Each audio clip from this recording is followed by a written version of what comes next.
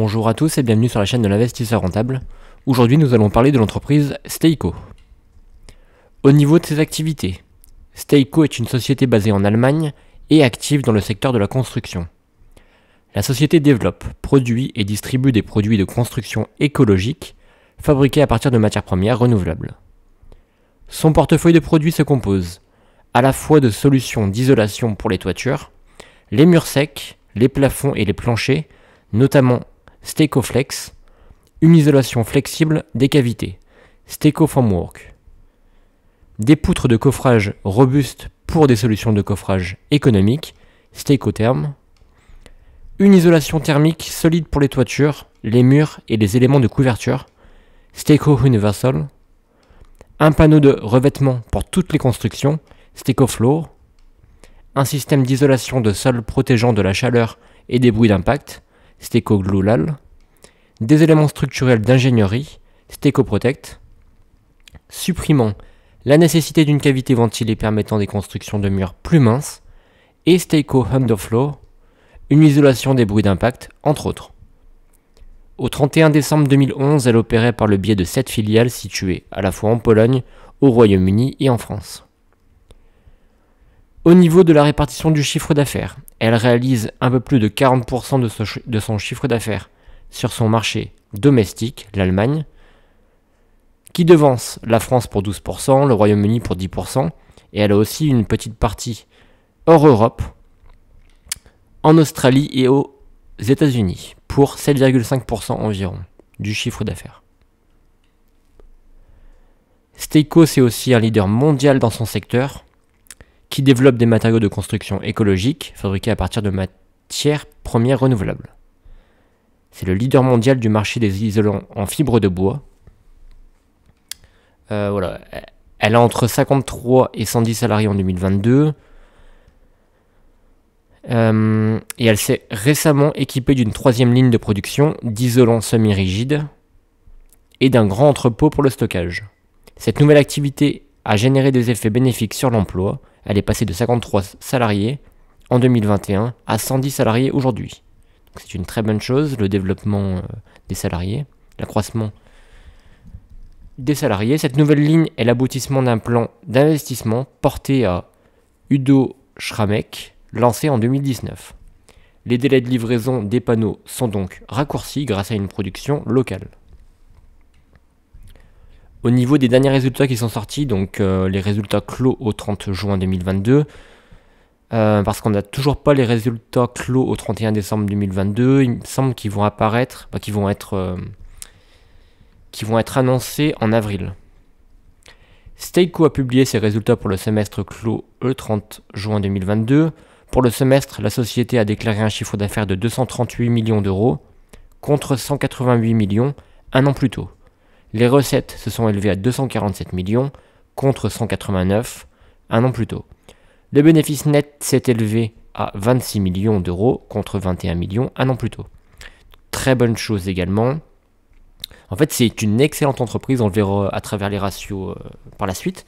C'est une excellente entreprise qui a un chiffre d'affaires, qui a des recettes, qui a un bénéfice par action, tout ça en croissance lors des dernières années, mais son cours a énormément chuté parce qu'elle était bien trop surévaluée. L'entreprise à suivre, Steico, dans l'ère du temps de la sobriété énergétique. Donc c'est un article Zone Bourse pour citer ma source. L'entreprise allemande a en effet effacé ces derniers mois 2 ans de hausse. Elle faisait partie de ces valeurs qui sont montées en flèche entre le creux de mars 2020 et la mi-2021. Le cours avait été multiplié par plus de 7, passant de moins de 18 à plus de 130 euros, avant une longue dégringolade qui l'a conduit autour de 48 euros actuellement. Donc c'est vrai qu'aujourd'hui on a 49 euros, pour être précis.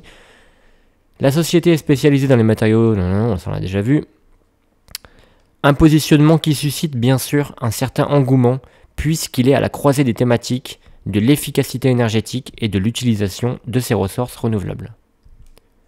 Surtout sur le vieux continent où l'actualité, une crise de l'énergie historique, se télescope avec une réalité connue de longue date. Les 3/4 du parc immobilier européen sont thermiquement dépassés. Et en plus, actuellement, avec les nouvelles règles en vigueur concernant les DPE, avec les échéances 2028 et 2033 ou 2034, je ne sais plus exactement, voilà, qui vont interdire les passoires thermiques, qui vont interdire les biens immobiliers qui auront une lettre inférieure à F, puis inférieure à E. Donc énormément, donc une grosse part du parc immobilier. Voilà, les 3/4 du parc immobilier sont thermiquement dépassés. Donc quand ils disent thermiquement dépassés, c'est peut-être les 3/4 du parc immobilier qui ont une lettre inférieure à D. Les ventes progressent en moyenne de 10% par an sur la décennie écoulée. Elles ont atteint 388 millions d'euros en 2021. Steico est donc un petit pousset sur un marché qui comprend quelques poids lourds comme Saint-Gobain, Kingspan, donc Kingspan qu'on a analysé dans la dernière vidéo, ou Rockwool. Pour mener sa barque, le management s'appuie sur la niche de l'isolant écologique. Jusqu'à présent, les choses se sont plutôt bien passées grâce à une bonne capacité à fixer les prix. La marge d'exploitation est passée d'1 à 2 chiffres entre 2018 et 2019 et n'a plus quitté cette zone depuis. La politique de développement reste toutefois prudente, comme l'illustre une dette nette qui restera inférieure à 1,5 fois l'EBITDA sur les 3 années à venir. Il faut malgré tout noter que Steico sert un petit dividende depuis 2016. Donc que des points positifs, voilà, des ventes, donc un CA qui progresse en moyenne de 10% par an, c'est très bien, une croissance de 10% c'est très très bien. Bon voilà, c'est un petit pousset, elle a des concurrents qui valent plusieurs dizaines de milliards d'euros en bourse. Elle a une niche qui est très intéressante et qui sera porteuse pour l'avenir. Elle a une bonne capacité à fixer ses prix, donc c'est bien en termes de marge. Voilà, elle a une marge d'exploitation qui est passée à 2 chiffres, donc c'est très très bien, c'est ce qu'on recherche. Et elle a une dette nette maîtrisée, donc c'est très très bien. Et en plus de ça, elle verse un dividende depuis 2016. Une réalité plus complexe, malheureusement. La baisse de l'action Steico est essentiellement due à un passé du marché, à un excès passé du marché. Donc c'est ce que je vous l'avais dit, en fait, c'était une action qui était bien trop surévaluée. Aujourd'hui, elle est à un prix bien plus raisonnable. La réalité, c'est aussi que le contexte de taux et les perspectives économiques incertaines en Europe créent des trous d'air sur le marché immobilier, qui seront tôt ou tard visibles dans les comptes. Cela même si la thématique de l'isolation des bâtiments dans un contexte d'énergie chère offre un puissant fond de roulement. La réalité, c'est encore que la concurrence ne reste pas les bras ballants dans le domaine de l'isolation écologique et que la hausse des coûts de production concerne aussi les industriels. Courant porteur et vent contraire donc. Une situation clairement entrevue dans la publication des résultats du 3e trimestre du groupe, fin octobre dernier. Le management a été forcé et raboté légèrement ses ambitions de croissance, preuve que le marché sous-jacent est en train de ralentir. Grâce aux hausses de prix passées plus tôt dans l'année, Steico a toutefois pu maintenir des marges élevées. Au niveau des consensus des analystes, donc comme d'habitude, Boursorama, Zone Bourse et ensuite on verra ça sur Morningstar. Donc consensus Zone Bourse. Les analystes sont acheteurs sur cette action avec un potentiel extrêmement intéressant de 52, même un petit peu plus, on doit plus être aux alentours de 55 aujourd'hui parce que l'action a diminué. Là c'est une capture d'écran qui prend en compte un cours de 52 il me semble. Et aujourd'hui on est à 49, donc le potentiel est augmenté avec un objectif de cours de 78 euros. Donc très très bien. Consensus Zone Bourse. Les analystes sont également acheteurs. Potentiel de croissance également pareil que sur Boursorama, avec un objectif de court moyen également pareil. Donc c'était tout pour ça. Maintenant, allons voir les ratios sur le rapport Morningstar. Donc dernier cours de clôture 49. Voilà, aujourd'hui on est le 31 janvier. Donc un cours de clôture qui doit être aux alentours de 48-49.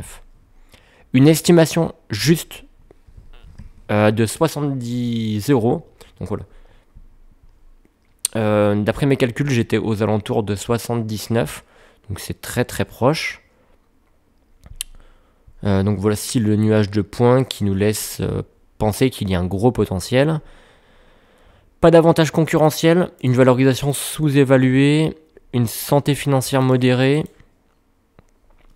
Donc les ratios de valorisation, on a un cours sur bénéfice intéressant de 12,9 qui reste en dessous de celui du secteur et très nettement inférieur à sa moyenne sur 5 ans parce que voilà, ils avaient un PER de 28 qui va acheter Steico à plus de 100 € quand on avait un PER de 30, 40 peut-être même.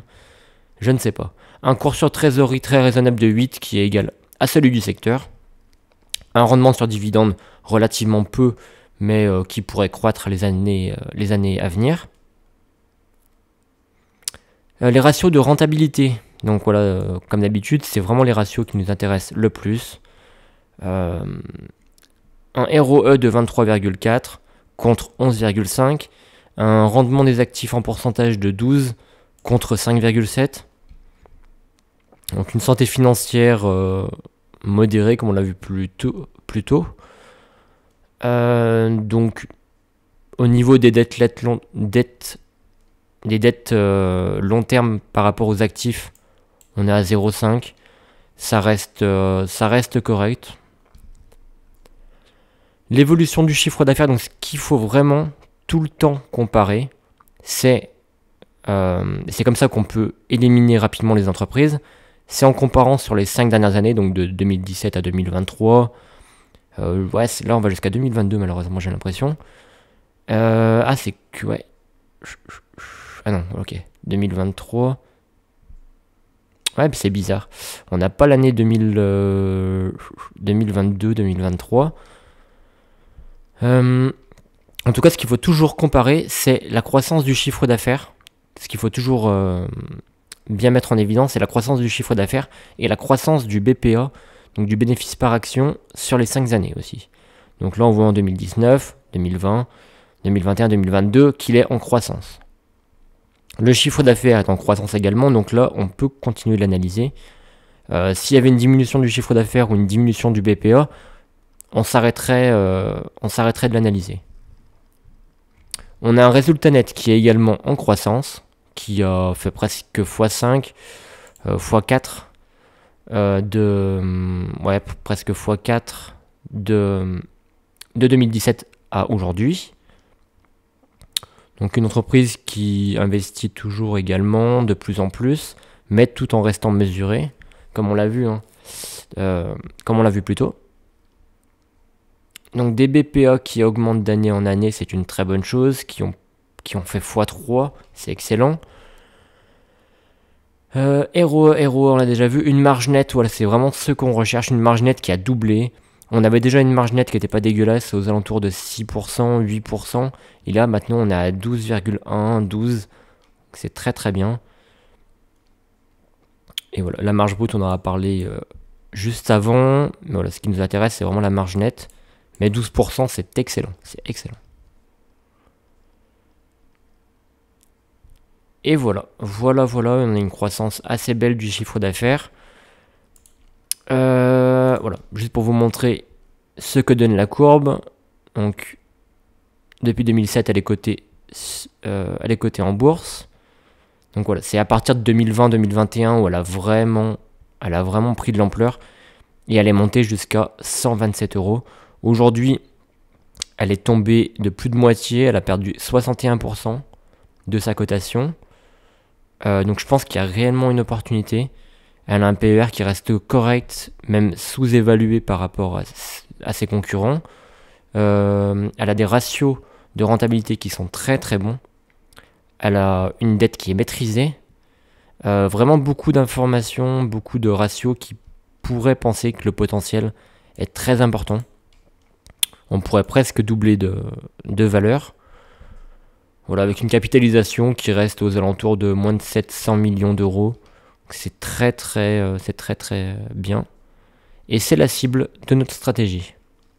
Donc voilà, c'était tout pour cette vidéo. N'hésitez pas à me poser des questions en commentaire, à mettre un like